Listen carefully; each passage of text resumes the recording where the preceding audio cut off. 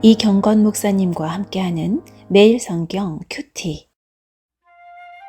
교우 여러분 안녕하십니까? 2월 1일 목요일입니다. 신명기 16장 18절부터 17장 13절까지 묵상하겠습니다. 내 하나님 여호와께서 내게 주시는 각 성에서 내 지파를 따라 재판장들과 지도자들을 둘 것이요 그들은 공의로 백성을 재판할 것이니라. 너는 재판을 굽게 하지 말며 사람을 외모로 보지 말며 또 뇌물을 받지 말라. 뇌물은 지혜자의 눈을 어둡게 하고 의인의 말을 굽게 하느니라. 너는 마땅히 공의만을 따르라. 그리하면 내가 살겠고 내 하나님 여호와께서 내게 주시는 땅을 차지하리라.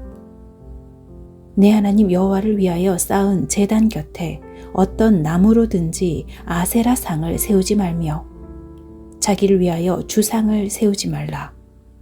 내 하나님 여호와께서 미워하시느니라. 흠이나 악질이 있는 소와 양은 아무것도 내 하나님 여호와께 드리지 말지니 이는 내 하나님 여호와께 가증한 것이 됨이니라. 내 하나님 여호와께서 내게 주시는 어느 성 중에서든지 너희 가운데에 어떤 남자나 여자가 내 하나님 여호와의 목전에 악을 행하여 그 언약을 어기고 가서 다른 신들을 섬겨 그것에게 절하며 내가 명령하지 아니한 1월 성신에게 절한다 하자. 그것이 내게 알려지므로 내가 듣거든 자세히 조사해 볼지니 만일 그 일과 말이 확실하여 이스라엘 중에 이런 가증한 일을 행함이 있으면 너는 그 악을 행한 남자나 여자를 내 성문으로 끌어내고 그 남자나 여자를 돌로 쳐 죽이되 죽일 자를 2사람이나 3사람의 증언으로 죽일 것이요 1사람의 증언으로는 죽이지 말 것이며 이런 자를 죽이기 위하여는 증인이 먼저 그에게 손을 댄 후에 뭇 백성이 손을 댈지니라. 너는 이와 같이 하여 너희 중에서 악을 제할지니라. 네 성 중에서 서로 피를 흘렸거나 다투었거나 구타하였거나 서로 간에 고소하여 내가 판결하기 어려운 일이 생기거든 너는 일어나 내 하나님 여호와께서 택하실 곳으로 올라가서 레위 사람 제사장과 당시 재판장에게 나아가서 물으라. 그리하면 그들이 어떻게 판결할지를 내게 가르치리니 여호와께서 택하신 곳에서 그들이 내게 보이는 판결의 뜻대로 내가 행하되 그들이 내게 가르치는 대로 삼가 행할 것이니 곧 그들이 내게 가르치는 율법의 뜻대로 그들이 내게 말하는 판결대로 행할 것이요 그들이 내게 보이는 판결을 어겨 좌로나 우로나 치우치지 말 것이니라. 사람이 만일 무법하게 행하고 내 하나님 여호와 앞에 서서 섬기는 제사장이나 재판장에게 듣지 아니하거든 그 사람을 죽여 이스라엘 중에서 악을 제하여 버리라. 그리하면 온 백성이 듣고 두려워하여 다시는 무법하게 행하지 아니하리라. 16장 18절을 봅니다. 내 하나님 여호와께서 내게 주시는 각 성에서 내 지파를 따라 재판장들과 지도자들을 둘 것이요 그들은 공의로 백성을 재판할 것이니라.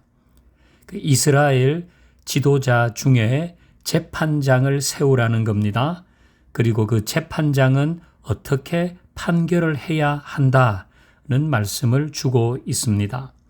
이 재판장들이 제일 신경을 써야 하는 것은 20절에 있듯이 마땅히 공의만 따르는 것입니다. 공의롭게 재판하는 거죠. 그러면서 예들이 나와 있는데요. 17장 2절 뒷부분부터 보면 어떤 남자나 여자가 내 하나님 여호와의 목전에서 악을 행하여서 그랬죠.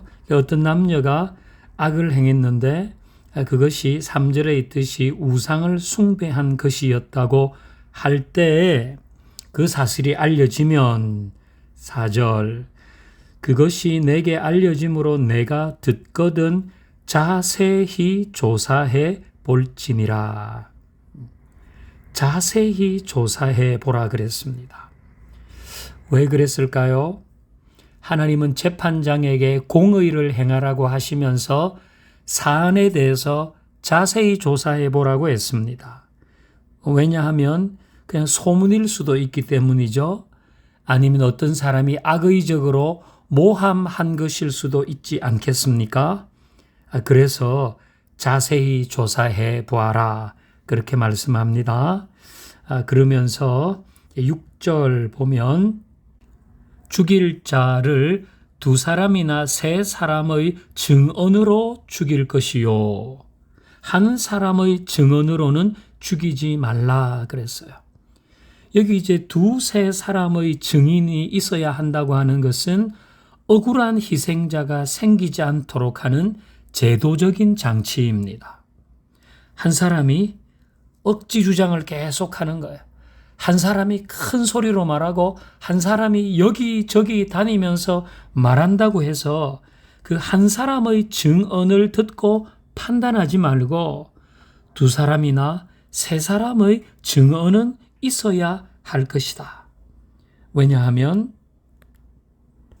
예나 지금이나 사람들을 모함하고 소문을 내고 험담을 하고 이런 일들이 있기 때문이죠. 그래서 그런 한 사람의 얘기에 휘둘리다가 보면 이 공정해야 할 재판이 객관적인 판단력을 잃게 되고 또 신중해야 할 재판이 누군가의 의견에 의해서 휩쓸려 갑니다. 그러면 억울한 희생자가 공동체에서 생기겠지요. 하나님의 배려는 섬세합니다. 교회는 사람들이 모인 곳입니다. 그 사람들이 모여서 주님의 몸을 이루는 지체로 연결되는 곳이죠. 그 사람들이 모이는 곳에는 그야말로 백인백색입니다. 어떤 사람은 자신의 일을 묵묵히 잘 감당하며 희생하며 헌신하는 자도 있지만 그 반대인 사람들도 있죠. 그래서 언제나 말을 합니다. 여기저기 다니면서 누구 얘기를 하고 뒷담을 하고 소문을 퍼뜨립니다. 그런 사람들이 있을 때 우리는 그 한 사람의 얘기만 듣고 판단하지 않도록 해야 합니다. 소문에 근거해서 판단하지 않도록 하십시다. 할 수 있는 대로 또 다른 사람의 말을 들어본 후에 신중하고도 객관적인 판단을 내려야겠지요. 이것이 하나님의 공의입니다. 자, 이제 그 다음 8절부터 17장 8절부터 나오는 또 말씀은 역시 재판에 관한 건데요. 이게 각 성에서 재판관이 그걸 재판하려고 할 때 판결이 나지 않는 거예요. 그 이유는 이제 8절 중간에 있듯이 서로 간에 고소하여 판결하기 어려운 상황이 생기는 것입니다. 이제 그럴 때는 상급 재판 절차를 밟으라는 거죠. 그건 9절에 있듯이 레위 사람 제사장을 찾아가는 것입니다. 그래서 그 레위 사람 제사장이 판결을 하면 10절 뒷부분에 있듯이 그들이 내게 가르치는 대로 삼가 행해야 한다는 것입니다. 그것까지 나는 수용하지 못하겠다.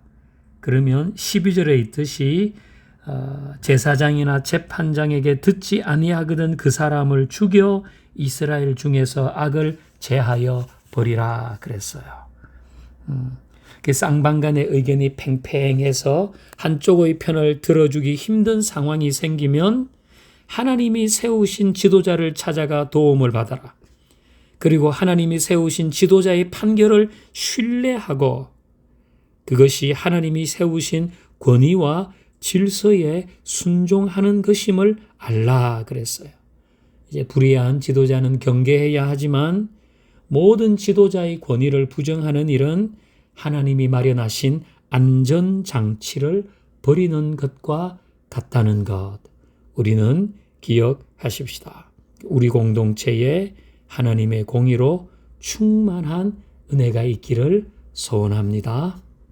하나님, 공의로우신 하나님을 따라 우리 공동체 안에서도 신중하고 객관적인 판단을 하게 하시고 한 사람의 이야기에 휩쓸려 가지 않게 하시고 또 여기저기 소문을 퍼뜨리며 두루다니며 한담하는 자를 경계하게 하옵소서. 예수님의 이름으로 기도하옵나이다. 아멘. 목요일 나라를 위한 기도. 하나님과 국민을 두려워하고 사랑하는 지도자들이 많이 선출되는 선거가 되게 하소서. 한국교회가 양극화 다툼이 가득한 이 사회에 용서와 화해, 연합의 역할을 담당하는 일을 하게 하소서.